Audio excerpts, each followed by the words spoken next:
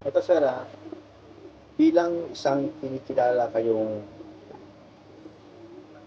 panser sa respetadong panser, ano po may babahagi nyo alaman, payo sa aming mga kapang-panser?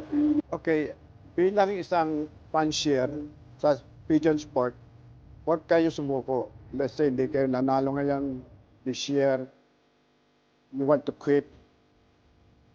Sikapin ninyo at darating ang araw, nandun lang ang puso at nakapokus kayo. Darating ang araw at maging champion din kayo at maging isang legend din kayo.